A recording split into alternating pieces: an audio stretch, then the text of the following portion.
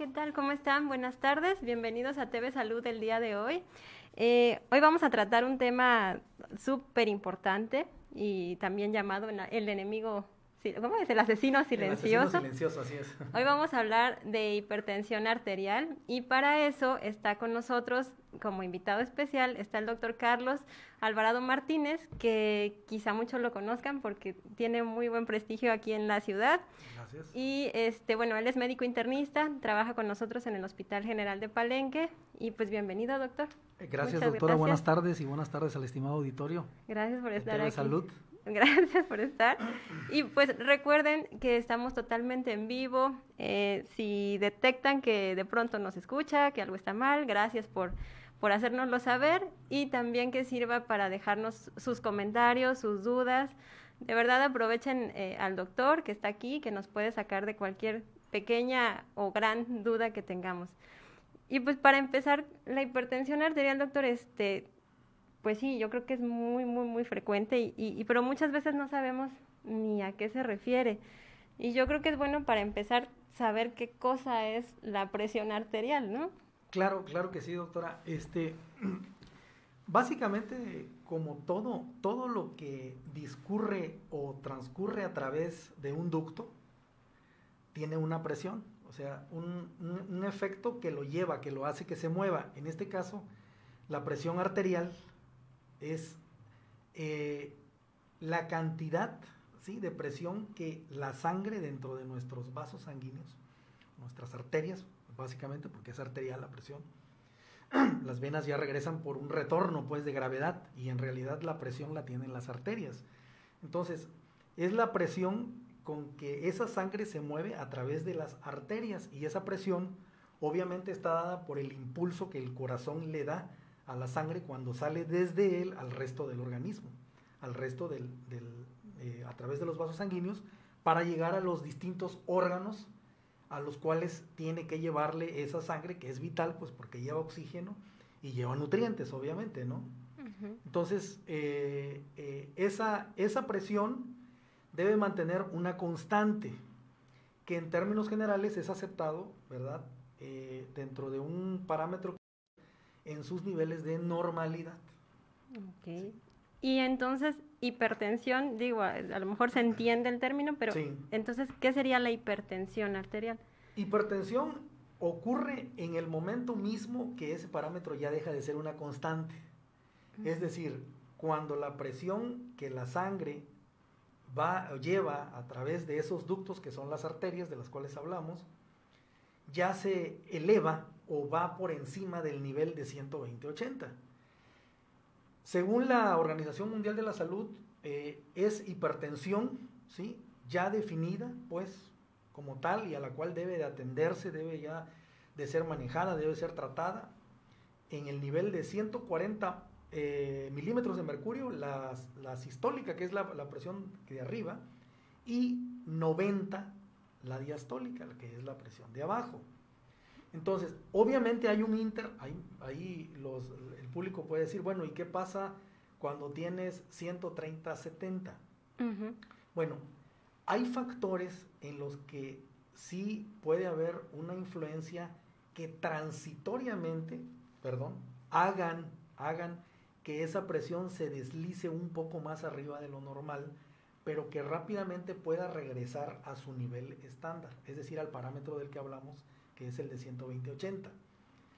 Son muchos los factores, pero que en condiciones normales, vuelvo a lo mismo, deben de regresar a ese nivel que inicialmente tenía, ¿sí? Uh-huh. Suponiendo que una persona está en un ambiente de tranquilidad y en ese momento alguien le dice que a su automóvil le dieron un cristalazo, esa persona va a salir corriendo rápidamente, el corazón se le va a acelerar y es factible que la presión pueda subir fuera del nivel que originalmente marcaba, que era los 120/80 dentro de la normalidad. Pero rápidamente, si no es hipertenso, rápidamente ese nivel se va a estabilizar y no va a ocurrir nada más, ¿sí? Uh-huh. Incluso pudiera haber alguna persona que en un punto reaccionara de manera contraria, es decir, que la presión se redujera o que bajara y que tuviera más bien una hipotensión, es decir, que la presión estuviera más abajo del parámetro inicial, ese que hablamos, del de 120/80. Pero eso más bien son variables, pues. Y ya a partir de los 140/90 ya tenemos hipertensión, y de ahí para arriba puede haber niveles muy, muy elevados. Me ha tocado, por ejemplo, ver pacientes que tienen 230, 140. Son niveles de presión muy, muy elevados que están condicionados por un daño orgánico ya establecido, en el cual la persona pues está sufriendo, su organismo internamente está enfrentándose a un problema que debe de requerir una atención inmediata, porque si no, pues puede haber una situación que lo lleve a algo muy grave, pues. Y de ahí, doctor, que dice, bueno, como dice que tiene pacientes que la presentan así de manera exagerada. Sí.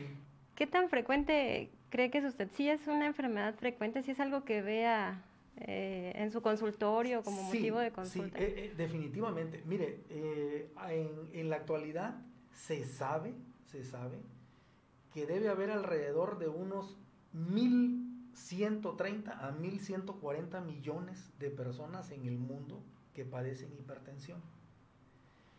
De esa cifra podríamos considerar que es 1 de cada 4 hombres y 1 de cada 5 mujeres que pueden tener hipertensión y que en un punto pueden no saberlo. Claro. Es decir, pueden no estar diagnosticados y tener el problema y estar con alguna sintomatología leve o definitivamente con ninguna sintomatología. Esa es la razón por la que usted misma comenzó el programa con que la hipertensión es el asesino silencioso, porque definitivamente puede no dar ningún síntoma y la persona estará afectada. Puede estar progresa a daños múltiples. Definitivamente. O sea, el problema no es la hipertensión por sí misma o el síntoma de que me duele un poquito la cabeza o no tengo nada, sino el hecho de que la hipertensión va a producir daño a un órgano vital. Los principales efectos que podemos esperar es el daño sobre el cerebro, el daño sobre el corazón y el daño sobre los riñones, pero puede ser sobre una gran variedad de órganos, ¿no? Principalmente esto sería como lo peligroso de padecer hipertensión, claro, ¿no? Claro. No, como dice, no la hipertensión en sí, sino... Así es.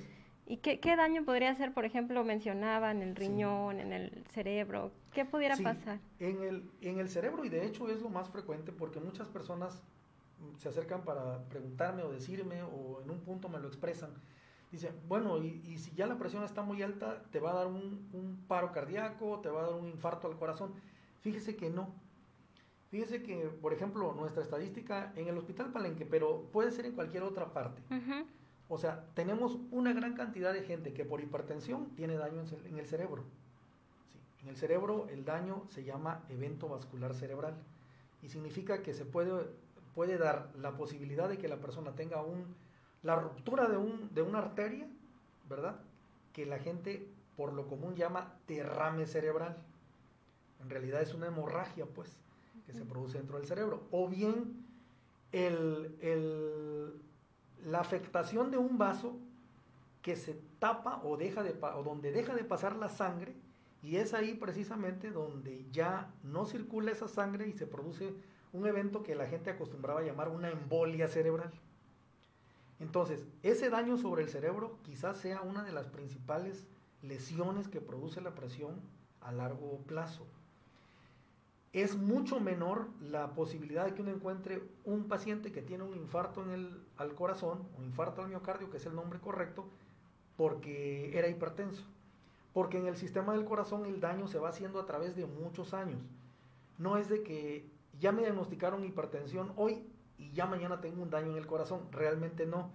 En realidad lo que va pasando es que el corazón, sus fibras de su músculo puede ir creciendo, expandiéndose a través de muchos años y llegar a tener un crecimiento importante, generalmente sobre el lado izquierdo del corazón. A eso se le llama hipertrofia ventricular. Y ese crecimiento va a hacer que esa fibra del corazón pierda su elasticidad y su capacidad de bombeo de sangre. Y con el paso de los años llegar a desarrollar un problema que se llama insuficiencia cardíaca, en donde el corazón, pues como su nombre lo indica, puede ya ser incapaz de surtir sangre al resto de los órganos.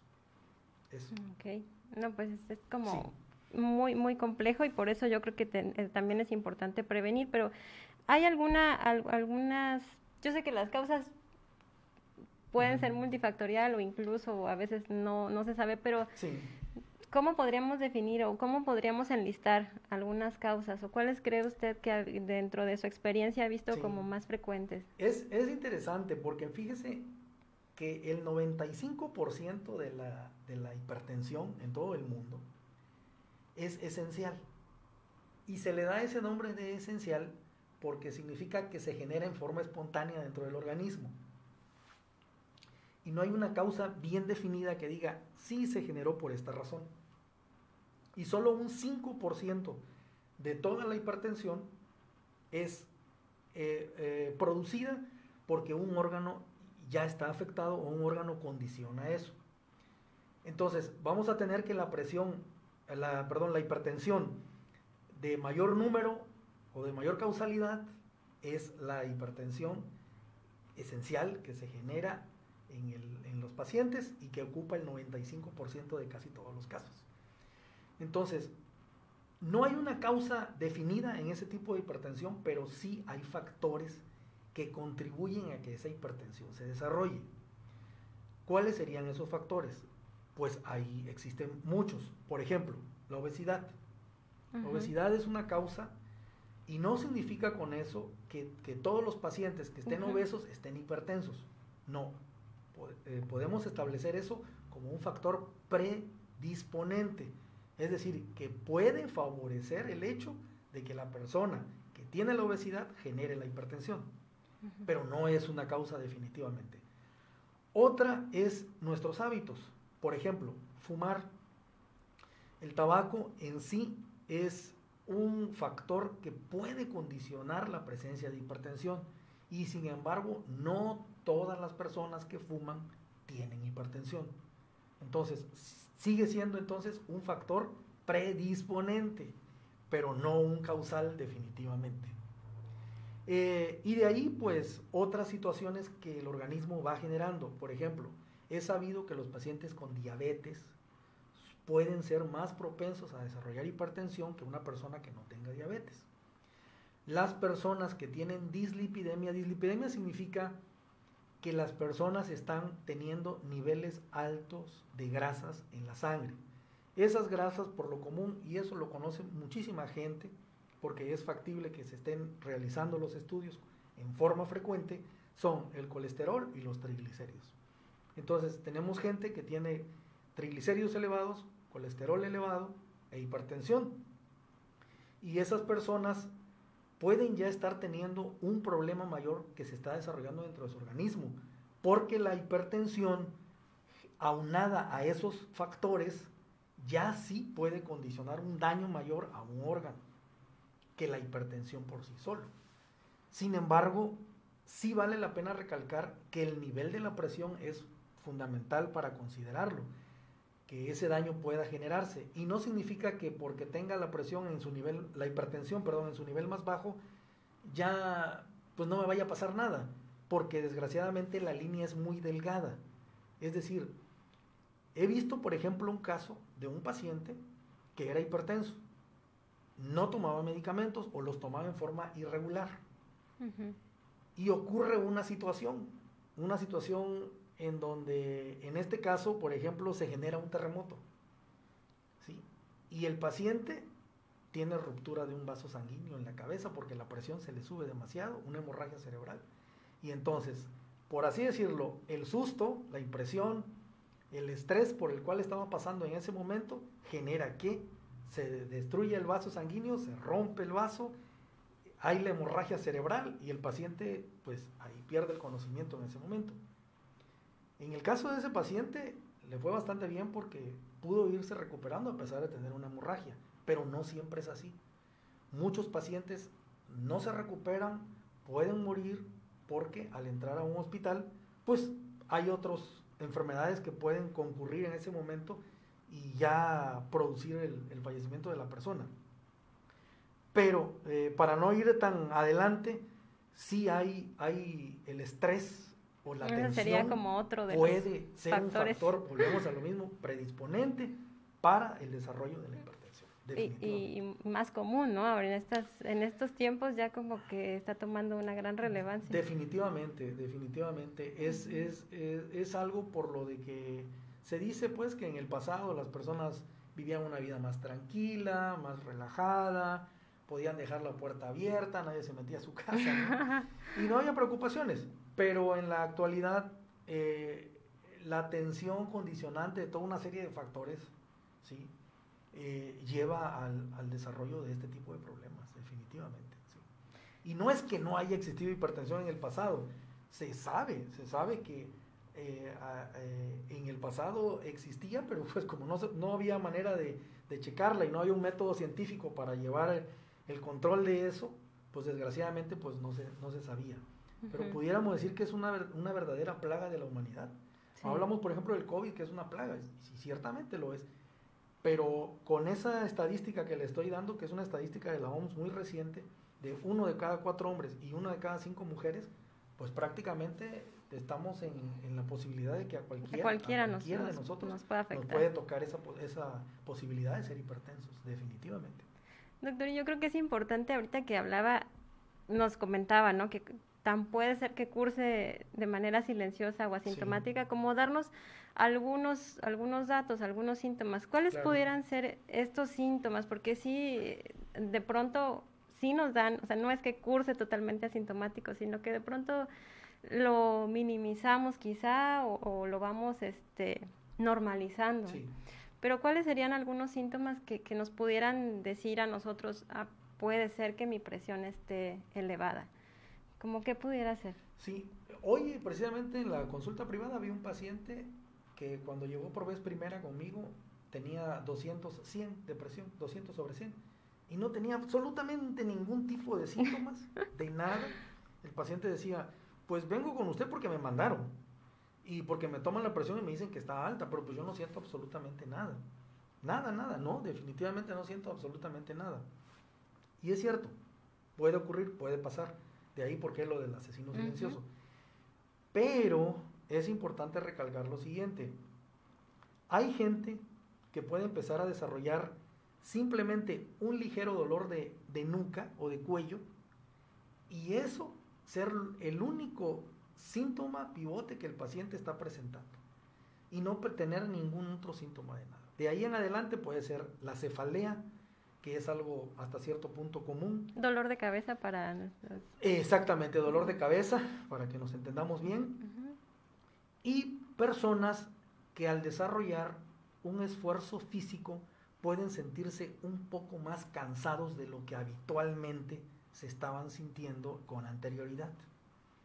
Entonces, a eso en medicina le llamamos disnea, es decir, que el paciente tiene dificultad para respirar después de hacer un esfuerzo físico. Y esa disnea o dificultad para respirar para el esfuerzo físico, en el esfuerzo físico, puede ser de esfuerzos muy grandes, de esfuerzos medianos o de esfuerzos pequeños.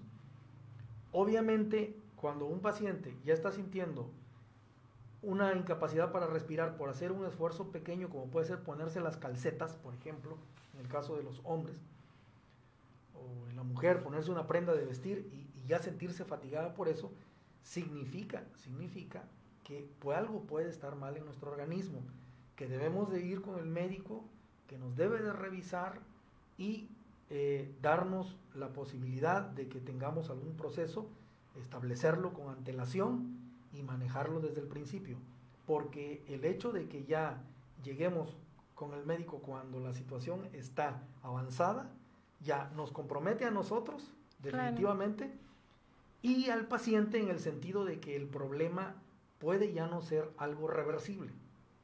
Me refiero a que se puede hacer mucho antes de que ocurra el daño a un órgano blanco, como decía usted, a un órgano importante, como puede ser el cerebro, el corazón o el riñón. Pero una vez que ocurre el daño, ya está establecido. Es decir, no se puede dar marcha atrás a los hechos. Y se procurará por parte de nosotros tratar de que el daño no aumente o que se mantenga en el sitio donde está, pero como sea, el daño ya ocurrió y ahí está. Ok, doctor. Ahora que nos dice también esto de que es importante acudir, ¿cómo sería entonces el diagnóstico? ¿Cómo yo pudiera saber que sí tengo hipertensión? ¿Cómo me diagnostican?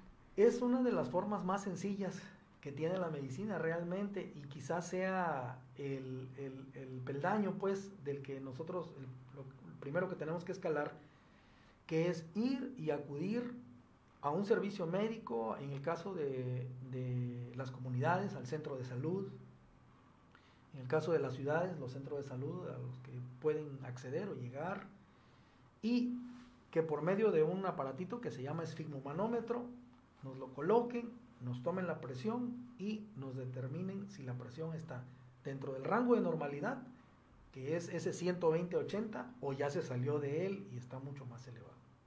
Y ahora, ¿cómo se mide? Porque de pronto, también genera esa duda, ¿no? De pronto, pues ya también está como de moda tener nuestro aparatito, pero eso no significa que yo me la sepa Claro. tomar. Incluso puedo estármela tomando todos los días, pero no, si no tengo una buena técnica, me la voy a estar tomando mal Sí, todos los sí. días. ¿Hay alguna especie de, alguna técnica, alguna forma correcta para hacer esta medición? Miren, los aparatos electrónicos son auxiliares que uno puede tener en casa para tomarse la presión y tener una idea de cómo la tiene. Pero muchas veces esos aparatos electrónicos pueden dar cifras falsas. Okay. Uno, porque no se esté utilizando correctamente. Dos, porque la batería en un punto no sea la suficiente o tenga la suficiente energía para el compresor, porque realmente es un compresor y requiere tener una presión de inflado suficiente para que pueda oprimir, en este caso pues puede ser la muñeca, algunos pueden ser colocados aquí en el brazo, y que esa presión suficiente esté mandando una información al sensor que yo voy a ver expresado como una cifra digital en el monitor del aparato. Y el tamaño, ¿no? Perdón Sí, que lo interrumpa, sí, pero ahorita me acordé, el tamaño de pronto sí es importante, no es lo sí, mismo definitivamente.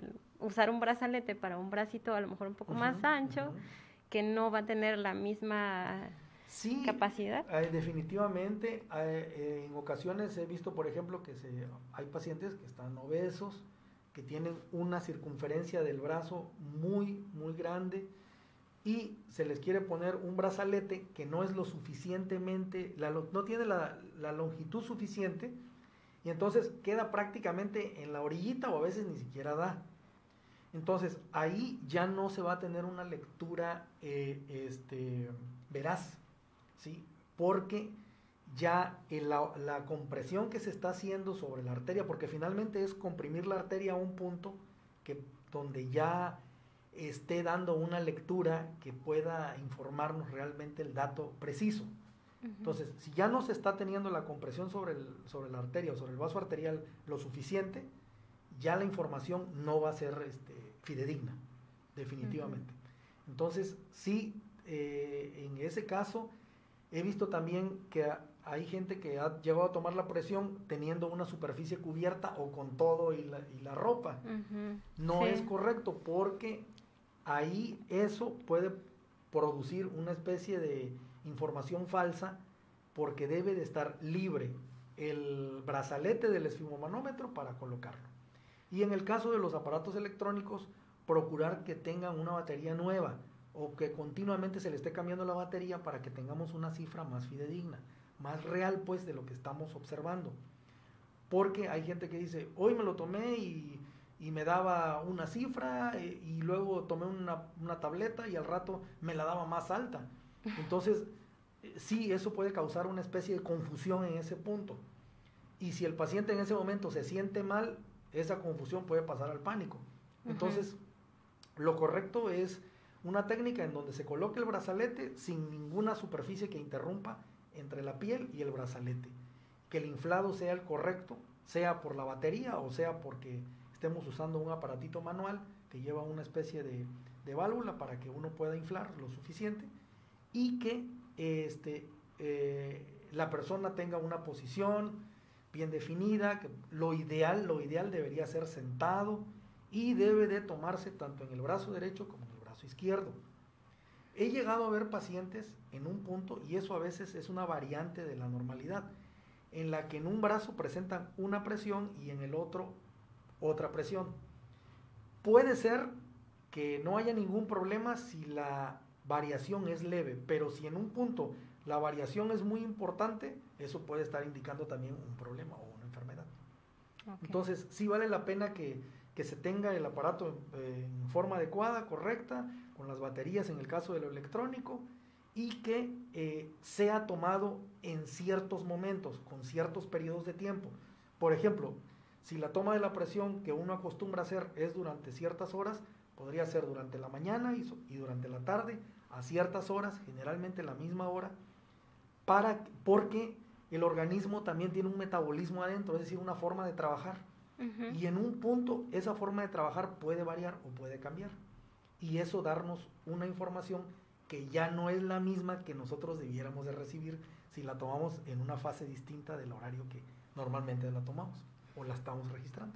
¿Y cuántos días, doctor, se recomienda para o sea, me lo tomo un día, me salió alta, uh-huh. Me lo tomo otro día, me vuelve a salir alta? ¿Con eso ya o tienen que ser 3 días, una semana? Sí, yo creo definitivamente que si ya al realizar la toma de la presión arterial ya estamos cayendo dentro de la hipertensión y estamos mirando que nuestra presión es de 140/90 o más, no debemos de esperar mucho y acudir al médico que nos atienda, que valore bien la situación. Todas las personas somos distintas y todos los casos van a ser distintos y deben ser manejados en forma distinta. Hay muchísimos medicamentos para la presión, de todos tipos, y de todas las clases y de todas las familias, porque así se clasifican en familias. Pero no todos los medicamentos sirven para la misma persona uh-huh. o para el mismo tipo de hipertensión. Eso debe ser bien evaluado por el médico y en un punto establecer si es el medicamento correcto el que se le estaba dando al paciente, si lo controla realmente o si requiere un cambio de tratamiento, aunque el paciente tenga mucho tiempo de estar tomando el medicamento. Con el paso del tiempo se genera algo que en medicina le llamamos ser refractario al medicamento. Significa que el medicamento ya no está teniendo el mismo efecto, y sí ocurre definitivamente, y hay que modificarlo, hay que cambiarlo para que entonces ya haya un control verdadero de la presión o de la hipertensión, mejor dicho. Y también ocurre esto, de pronto, ahorita que estamos hablando de la medición, uh-huh. Este síndrome de la bata blanca, ¿no? De pronto, porque también puede pasar que de pronto la gente llega al hospital o al centro de salud y nos ven con la bata o a las compañeras con su uniforme, y inmediatamente se dispara la presión, pero no significa que sea... Sí, se le ha llamado así precisamente porque es el acudir con el médico. O sea, en muchos casos las personas pueden sentirse alteradas o afectadas o tener un grado de estrés porque va con el médico. Siempre va a generar tensión. Y sí está documentado que personas que en términos generales mantienen la presión normal, al ir y acudir con el médico para una revisión, eso sobre todo en países en donde esas revisiones se hacen en forma periódica sin que el paciente esté generando una enfermedad como tal, o en el que se haya detectado un problema como tal. Más bien tiene que ver mucho con cultura, pues. Se ha dicho a través de los años que nosotros, por ejemplo, aquí en México, solo vamos con el médico cuando realmente nos sentimos muy mal. Sí. Y puede haber un fondo de verdad en el asunto, pero hay países en los que de alguna forma se condiciona desde el principio que la persona tenga que ir y acudir y ser registrado y revisado y analizado, checado, evaluado por el médico para detectar antes de que se genere el problema, o si se genera, que lo tengamos ya bien determinado y que inicie con un manejo todo a su tiempo. Pero en el caso de estas personas, generalmente, como decimos, son países del primer mundo en donde esto ocurre, llegar con el médico y ser atendidos ya puede generar un cierto grado de estrés y de ahí desarrollar un nivel de presión mayor que el basal, es decir, el que es normal. Uh-huh. Entonces, ahí se le ha dado a llamar hipertensión de bata blanca porque es el estrés que condiciona el acercarse al médico o al hospital o al consultorio médico, donde uno va a ser revisado o atendido. ¿Sí? De hecho, por eso igual, y si les pasa, yo creo que es importante tomarse en un ambiente, no sé, a lo mejor en una farmacia que haya un consultorio pequeño o en el centro de salud que ya entablas un poco más de confianza con tu médico, claro, de siempre, que te sientas tranquilo, ¿no? Sobre todo eso. Y bueno, doctor, ya nos habló de los valores normales y un poquito del tratamiento también. Ya nos comentó que es infinidad de medicamentos de distintas clases, pero al final, ¿la hipertensión se cura? Bueno, qué pregunta tan interesante, ¿no? Mire, la hipertensión como tal es una enfermedad que es llamada, pues así, crónico degenerativo. Crónico en el sentido de que siempre va a estar ahí presente en el paciente. Y degenerativo porque termina por afectar otros órganos, lo que decíamos al principio.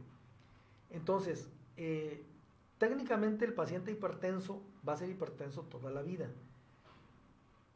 Pero por ahí he llegado a conocer algunos casos de gente que estaba bajo un régimen de tratamiento con muchos medicamentos antihipertensivos y en un punto por el cambio de vida, por ejemplo, una persona que terminó de realizar un trabajo durante muchos años en algún lugar, se jubila o deja el trabajo o por la razón que fuera, y eso hace que la persona pase de ser hipertenso a ser normotenso ya sin medicamentos. Es algo que he visto en algunas ocasiones. No significa que todos los pacientes que tienen hipertensión por cambiar de trabajo van ya a sanar de la hipertensión. Por lo regular se establece eso, que es un padecimiento crónico degenerativo que una vez que se tiene va a seguir y que tiene que mantenerse regulado para que no tengamos un problema en alguno de nuestros órganos vitales. Entonces, como prevención, básicamente sería que todos los factores que nos comentaba en un inicio, poder manejarlos o revertirlos, ¿no? Claro, yo de hecho, cuando me hablan de prevención, básicamente establezco esto. Debe uno de tratar de mantener una alimentación bien balanceada y equilibrada. De acuerdo a los parámetros de la OMS, el mantener la alimentación balanceada y equilibrada es consumir mucho más vegetales, verduras y frutas, moderado en granos y harinas y muy poquitos cárnicos. Esos son los platos del buen comer a como se presentan en la actualidad. Uh-huh. Pero eso nos va a condicionar pues un nivel de balance dentro de nuestro metabolismo, es decir, el trabajo interno que el organismo realiza. Y va a mantener los niveles de grasas, que son colesterol, triglicéridos y otras más que sí existen por ahí, que de alguna forma también son factores que pueden condicionar la hipertensión. Y por lo demás, el estrés no es fácil de manejar. Uh-huh. El estrés, la vida moderna, las situaciones de nuestro trabajo, los condicionantes con nuestra familia, los problemas de pareja, en fin, problemas con los hijos, todo eso, nuestra vida pues cotidiana va a condicionar también ese estrés, la posibilidad que desarrollemos una enfermedad de este tipo, definitivamente. Entonces tenemos alimentación y nuestros hábitos en la vida cotidiana. Actividad física. Y definitivamente, a eso iba precisamente, que debemos de realizar por lo menos unas 3 o 4 veces a la semana ejercicio físico. El ejercicio físico es algo que nos va a mantener nuestro organismo con un nivel de actividad lo suficiente para la quema de calorías que se consumen en exceso durante la comida, y que aparte de ello va a favorecer que ciertos factores de nuestro propio organismo surjan para aliviar, por así decirlo, la carga a la que estamos sometidos con nuestro diario trabajo, y que hagan que algunas enfermedades que pueden venir por esa misma razón no estén presentes, como en el caso de la diabetes, por ejemplo. Uh-huh. Se sabe perfectamente cuando se dice cómo debe uno manejar la diabetes por vez primera, con dieta y ejercicio, es decir, alimentación y actividad física. Y desgraciadamente, a veces en nuestro medio no lo hacemos así. Empezamos con una medicina, con una pastilla. Y seguimos comiendo igual. Y seguimos comiendo exactamente igual. Y es la misma razón por la que la presión puede también generarse así, de esa manera, porque la alimentación es muy cargada en grasas de origen animal y en sodio. El sodio es un condicionante para la hipertensión arterial, de ahí porque mucha gente le decimos no coma exceso de sal en su comida. Hay pacientes que me preguntan, ¿y será que puedo comer sal de potasio? Esta me dicen que es sal de mar, sal que de mar, está completamente libre. No, el sodio es sodio, es sal y es un condicionante de hipertensión. Entonces, no quitárselo completamente porque como todos los elementos se requieren en nuestro organismo, pero sí disminuir su consumo. Y eso, la pregunta, ¿no? Que a lo mejor estábamos platicando hace un ratito. Sí. Es verdad de algunos pacientes que manifiestan que al padecer hipertensión sienten como los alimentos más simples, como que la necesidad de incrementar su consumo de sal. ¿Es así? Sí, le comentaba previamente, y bueno, vamos a informar a nuestro público. Hay enfermedades concomitantes que pueden existir en un paciente hipertenso. Por ejemplo, esa situación en especial la he llegado a ver en algún paciente que tenía un problema de tiroides. Ese paciente con problema de tiroides, por problemas que el mismo tiroides genera, mantenía ciertos niveles de sodio en sangre más bajos de lo normal. Y el paciente pues tendía a ingerir mayor cantidad de sal porque él decía, sí, mi organismo me lo pide, ¿no? Pero puede llegar a darse ese tipo de cosas, no solo porque le haga falta la sal, sino porque hay personas que dicen, yo no puedo comer si no tiene suficiente sal mi comida, y si no, mejor ni me den de comer. Son cosas que ocurren y pasan y quizás vengan arraigadas en nuestra propia cultura, ¿no? Pero definitivamente la cantidad de sal que se ingiere en el día, pues si es demasiada, puede ser un condicionante de hipertensión arterial. ¿Cómo pudiéramos saber, doctor? No sé, digo, a lo mejor ya está fuera esta pregunta, pero ajá, ¿cómo pudiéramos saber cuánta sal le voy a poner? O sea, ¿cómo pudiéramos el parámetro que nos da la Organización Mundial de la Salud es que no debe de excederse de 2.0 gramos de sal en 24 horas. 2.0 gramos de sal en 24 horas. Y sin embargo, por ejemplo, una bolsa de frituras mediana, ¿sí? Una bolsa de frituras mediana, fácil, contiene unos 18 gramos de sal. Entonces, solo la bolsa de frituras mediana. Entonces, estamos rebasando con mucho la cantidad especificada máxima de lo que uno debe ingerir. Y eso es un valor, pues, que está preestablecido, no es que uno lo diga. Y debe de seguirse esa norma.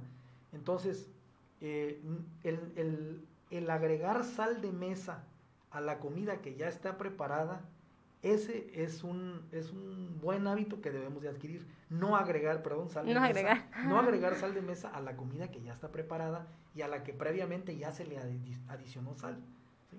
Uh-huh. Para no incrementar esa ingesta de sal. Desafortunadamente, una gran cantidad de alimentos que son preservados y son conservados utilizan la sal como tal. Si ustedes revisan en la parte de atrás de los ingredientes que contienen los alimentos enlatados, casi todos van a decir benzoato de sodio. Ese es un elemento conservador y por eso permanecen los alimentos enlatados durante meses y a veces incluso años. Sin que no pase nada. Es cierto, la sal preserva, pero esa cantidad de sal definitivamente no es apta ni adecuada ni buena para el organismo. Porque al final es la que nosotros estamos ingiriendo. Definitivamente. Wow. Doctor, se nos está yendo el tiempo rapidísimo y creo que no vamos a alcanzar a ver todo lo que teníamos planeado, pero algo que sí es importante. Cada cuándo si yo tengo estos síntomas o ya me diagnosticaron con hipertensión, ¿cada cuándo se recomienda estar visitando a nuestro médico? Si ya se tiene un diagnóstico ya establecido de hipertensión arterial, la visita médica la visita médica debiera de ser por lo menos bimensual. Por lo menos bimensual. Porque hay factores que pueden irse desarrollando concomitantes a la enfermedad, es decir, que vayan al parejo de esa enfermedad. Y definitivamente no se van a poder detectar si vemos al paciente una vez al año o cada 6 meses. No solo es por el hecho de como la cita quede establecida, sino porque el paciente se sienta mal, pues, en ese momento. Y porque a veces la enfermedad puede rebasar la capacidad del medicamento para su control, si llega a ocurrir. Es sabido, y así ocurre en algunas ocasiones, que no podemos darle monoterapia a un paciente. Monoterapia significa que nada más lo manejemos con un solo fármaco. Hay pacientes que requieren 2 fármacos, algunos 3 fármacos, incluso hay pacientes, generalmente son pacientes que ya están hospitalizados, que llegan a requerir hasta 5 tipos de fármacos distintos para el control de la hipertensión. Entonces, lo correcto sería visitar al médico cada 2 meses. Ok. Sí. Y otra pregunta importante también. Sabemos que la hipertensión la puede ver un médico, su médico familiar, su médico general en su consulta, se puede diagnosticar y la puede manejar. Pero ¿cuándo yo, paciente con hipertensión, tendría que ir a visitarlo a algún médico especialista, un internista, un cardiólogo? ¿Cuándo sería el momento? Sí, el momento justo y exacto es cuando, teniendo el tratamiento que el médico general me ha establecido, yo ya no estoy controlando la presión arterial, a pesar de que el médico pueda hacer una modificación de ello. Y en un punto en donde se observe que estoy teniendo el riesgo de una lesión a un órgano importante, a un órgano vital. Y que aparte de que la hipertensión esté sobre mí o esté generándose en mí como paciente, yo pueda tener algún síntoma extra que pueda aún no corresponder a los síntomas clásicos de la presión, pero que me indiquen que hay un problema extra. Entonces, el primer punto es acudir cuando ya no hay un control preciso o exacto de la presión, o bien cuando mi sintomatología, a pesar de que estoy recibiendo un tratamiento ya establecido, no se está controlando correctamente. Correcto, doctor. Híjole, está muy interesante la plática con usted. Yo creo que sí se nos van a quedar ahí unos detallitos aquí en la hoja, pero se nos acaba el tiempo. Le mandamos muchos saludos a la gente que nos escribió. Muchas gracias por sus comentarios y saludos. Y yo creo que lo vamos a tener que invitar en otra ocasión. Con mucho gusto. Para a lo mejor poder seguirnos extendiendo en el tema y tratar algunos otros temas. No sé si quiera dejar algún comentario más. Sí, básicamente decirle a todos nuestros amigos, a todo nuestro auditorio, que el cuidar nuestra salud es lo más importante definitivamente, sí, porque solo tenemos una sola vida y una sola salud. Y que los síntomas, es decir, lo que uno siente, es la forma de nuestro organismo de decirnos, algo no está bien, algo no está dentro de lo que normalmente debiera de ser, de manera que al generarse un síntoma no debe uno darlo, menospreciarlo o dejarlo como algo de menor importancia, sino atenderlo con toda oportunidad, porque ese síntoma puede ser, como dicen por ahí, el pico del iceberg, de algo que es más serio y que está ocurriendo en nuestro organismo. Entonces, y el revisarse con antelación, con anticipación, antes incluso de que los síntomas se presenten, sería lo mejor que debemos hacer, y que es una forma de poder todo diagnosticarlo a tiempo y que podamos recibir un tratamiento correcto en su momento adecuado. Así es, doctor. Pues muchísimas gracias. Por si quieren encontrar al doctor, además de que trabaja en el hospital, pues su consulta privada es en la Clínica Palenque. En la Clínica Palenque, para servirles. En la Clínica Palenque. Creo que los teléfonos, el teléfono aparece en la cintilla abajo de la pantalla. Y pues entonces nos despedimos, no me queda más que darle las gracias, doctor, de verdad. Muchas gracias, doctora, un placer tenerlo aquí. Gracias. Y muy buena plática, la verdad.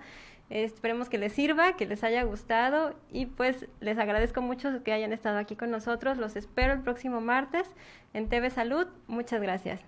Gracias.